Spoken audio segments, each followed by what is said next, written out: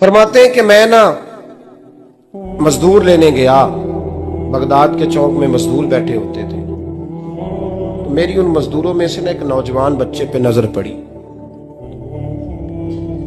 बड़ा कमजोर सा वजूद था, लेकिन चेहरे पर इबादत का निशान था। माथा बताता था कि नमाज का बड़ा ख्याल रखता है। मैं उसके करीब गया। चेहरे भी बड़ा कुछ बताते हैं ना, चेहरों में भी बड़ी रानाई होती है। फरमाते हैं मैं करीब गया, मैंने उसको कहा बेटे मजदूरी करोगे? तो कहने लगा मजदूरों में बैठा हूं तो जरूर मजदूरी के लिए ही तो बैठा हूं। तो मैंने कहा कि चलो फिर। कहने लगा नहीं, मेरी कुछ शर्तें। मैंने कहा बताओ। कहने लगा पहली शर्त यह है कि लोग 4 दिनार दिहाड़ी लेते हैं, मैं 3 दिनार लूंगा। मैंने कहा यार बे तो बड़ी बेहतरीन है, बाकी भी इस तरह की रख ले। उसने कहा हुजूर दूसरी शर्त यह है कि मैं आपकी मुकम्मल बात मानूंगा, लेकिन जब अजान हो जाएगी फिर आपकी नहीं सुनूंगा। तीसरी बात उसने ये की कि हुजूर मैं आपके घर में काम करूंगा पर आपके किसी सवाल का जवाब नहीं दूंगा। कहते मैंने कहा यार तू बड़ा अजीब है, शर्तें तो मालिकों की होती हैं। कहने लगा जी बहरहाल मैं शर्तें लगा के जाता हूं। फरमाते मैं उसे घर ले आया, काम मैंने उसको बताया। तो जो काम मजदूर सारे दिन में करता है ना, उसने 2 घंटे में ही कर दिया। हमारे मजदूर सिगरेट पीने में भी तो आधा घंटा लगाते हैं, वो चाय पीने जाएं तो पौना घंटा। वहां उनको भी तो दयानतदारी करनी चाहिए कि नहीं करनी चाहिए? ने मुआहदा किया है ना जी, तो पूरा उतरना चाहिए ना।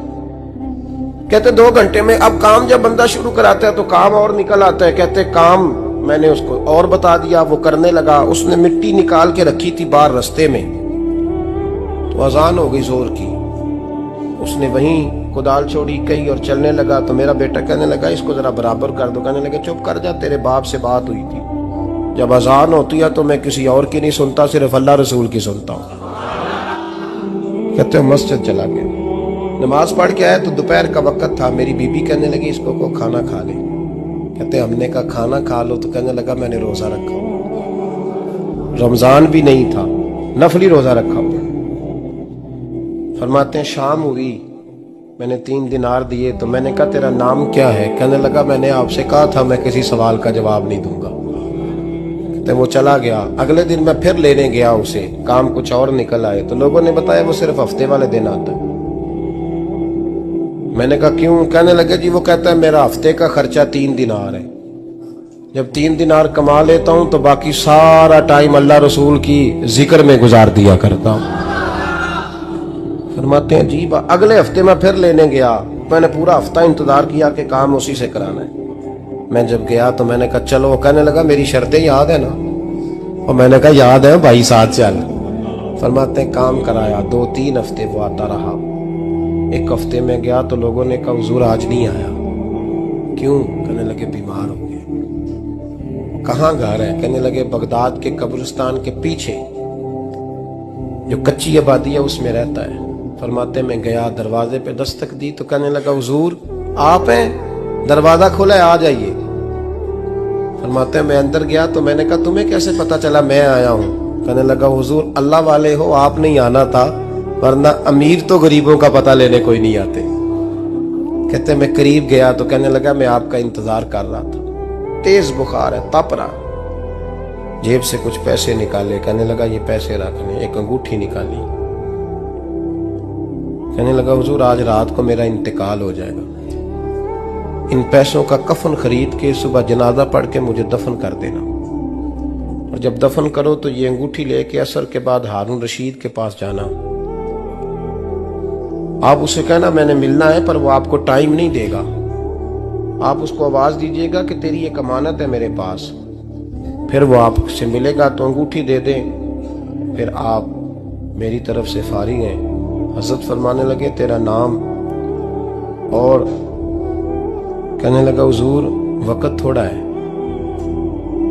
आज रात मैंने जाना है, बड़ी लंबी माफी मांगनी है रब करीम से, अगर मुनासिब समझे तो मुझे अपने रब से तन्हाई कर देने। फरमाते हैं मैं आ गया, पर उसकी बातों ने मुझे सारी रात सोने नहीं दिया। फरमाते हैं सुबह बड़ी मुश्किल से सूरज निकला। मैं गया, दरवाजे पे हाथ रखा तो दरवाजा खुला हुआ था। अंदर दाखिल हुआ तो खुशबुएं मेरा इस्तकबाल कर रही थी। जब चेहरे से कपड़ा हटाया तो उसका तो इंतकाल हो चुका। इंतकाल हो चुका, ऐसे जैसे किसी का दीदार करके सोया। कहते मैं तो 2 आदमी ले गया था जनाजे पे, पर पता नहीं दुनिया किधर किधर से आई, कहां कहां से। अखा जदों मीटियां जमाना मैनू रोवेगा, अपना ते अपना बेगाना मैनू रोवेगा। फरमाते हैं मैं तो 2 बंदे ले गया था, पर पता नहीं मखलूक कहां कहां से आई। जनाजा पड़ा, दफन किया। हारून रशीद के पास में असर के बाद गया, मैंने बुलाना चाहा पर बादशाह था, मेरी तरफ देखा ही नहीं। मैंने उसको कहा तेरी एक अमानत मेरे पास है। फरमाते हैं मुझे कोने पे ले गया, क्या बात है, कमरे में बुलाया, मैंने अंगूठी दी। हारून रशीद तो चीखे मारने लगा, कहने लगा अंगूठी वाला कहाँ है? मैंने कहा वो तो इंतकाल कर गया। कहने लगा मुझे कब्र पे ले चल। कहते मैं कब्र पे लाया तो वो लेट गया, तड़प के रोने लगा। मैंने कहा मेरा कलेजा फट जाएगा, ना उसने कुछ बताया ना तूने बताया, ये कौन था? तो हारून रशीद कहने लगा ये मेरा बेटा था। मैंने कहा तेरा बेटा और मजदूर?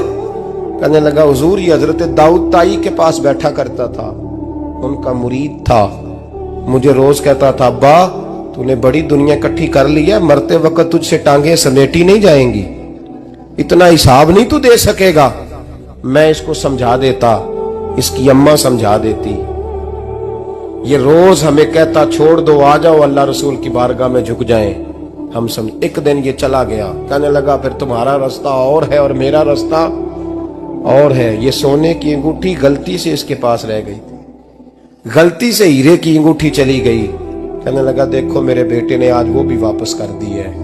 फिर तड़प के कहने लगा हारून रशीद था तो ये मेरा बेटा, पर मेरा मुर्शद निकला, मेरा पीर निकला। भाई जिंदगी तो बड़ी थोड़ी है ना।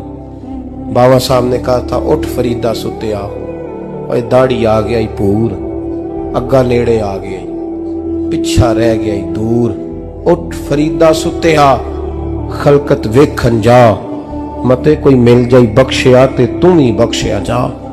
उठ फरीदा सुते आ, झाड़ू दे मसीत, तू सुते रब जागदा, तेरी डाडे नाल परीत। मेरा रब हमें भी अपनी बारगाह में कबूल